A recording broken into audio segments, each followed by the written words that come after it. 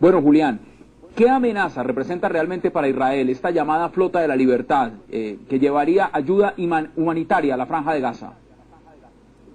Bueno, hay dos cuestiones para observar. Primeramente, desde el riesgo de la seguridad es real, porque Israel no tiene noción de lo que verdaderamente viene en estos barcos, en esta flotilla. De hecho, una parte de esa flotilla que partió de Estambul fue despedida por miembros del Hamas que operan en Inglaterra, por el líder de la rama radical del movimiento norte islámico israelí y también por el líder de la hermandad musulmana en Jordania. Con lo cual, perfectamente podría haber explosivos, algún tipo de munición o material peligroso que Israel naturalmente no puede permitir, en ese caso, que ingrese a la Franja de Gaza.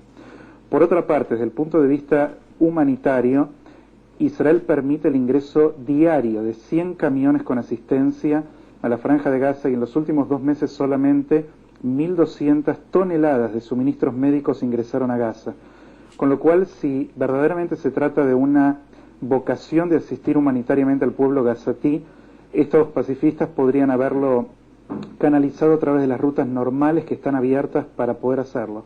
Luce más bien que se trata de un golpe de publicidad anti-israelí orquestado, con el propósito de llamar la atención internacional acerca del bloqueo marítimo que hace Israel de Gaza, más que por verdaderamente preocuparse por las necesidades humanitarias de los palestinos. Bueno, Eduardo, ¿usted comparte su opinión?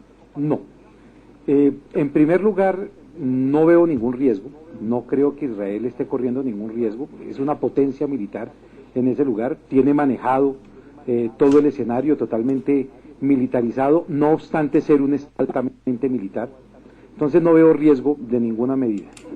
En segundo lugar, el ingreso de los constantes camiones que evidentemente llegan hacia esa zona, la Franja de Gaza, desde Israel lo que muestra es, haciendo un cotejo con el antiguo holocausto judío, es que la comida también llegaba en carretillas hacia esos campos de concentración.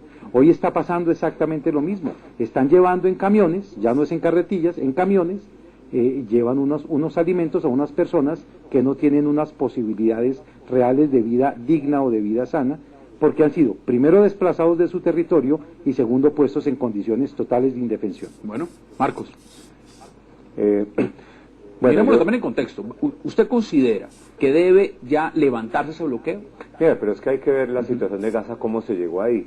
Israel se retiró de Gaza en septiembre de 2005, con la idea de que los palestinos establecieran ahí las instituciones que posteriormente los llevaría a un Estado, para que fuera un vecino pacífico de Israel.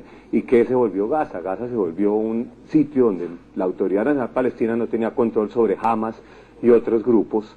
Empezaron a lanzar cohetes hacia Israel, entonces en vez de volverse el vecino y construir las instituciones que ayudaran a esa misma población que está padeciendo la crisis humanitaria, se dedicaron fue a atacar a Israel. En el año 2007 Hamas violentamente tomó el control de Gaza, expulsó a las fuerzas de la Autoridad Nacional Palestina con 200 muertos o más del Fatah. Hamas es la autoridad de facto en la Franja de Gaza.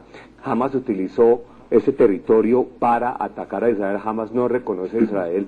Y el tema de la flotilla es clarísimo, es un golpe propagandístico. Ningún país del mundo, ni China, ni Rusia, ni Estados Unidos, ni los países árabes va a aceptar que un grupo de barcos lleguen sin permiso a un puerto.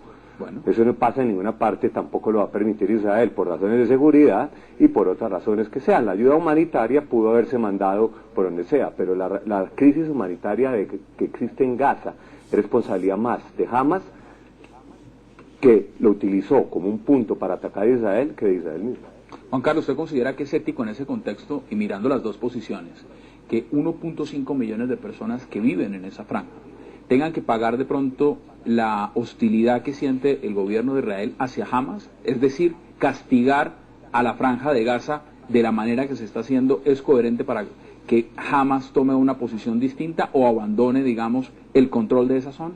No, yo pienso que esas políticas lo que hacen es reforzar más a la política anti-israelí de Hamas. Es un círculo vicioso donde lo que la idea original, y que muy bien lo explicabas antes, era que cuando se estableció la autoridad palestina era para que se construyera una un vecino que estabilizara la región. Lamentablemente eso no ha sucedido. Yo la verdad es que difiero un poquito de algunos de los compañeros del panel. Yo creo que esto, que si bien es una jugada publicitaria, es una jugada que claramente tiene un elemento de provocación, tiene un potencial importante de desestabilización. Una intervención en el mar siempre es compleja. Sabemos que de todas maneras la armada israelí está equipada, pero no tiene para una capacidad para intervenir en ese tipo de cosas, y el más mínimo error en la intervención marítima tiene un potencial de desestabilización muy importante.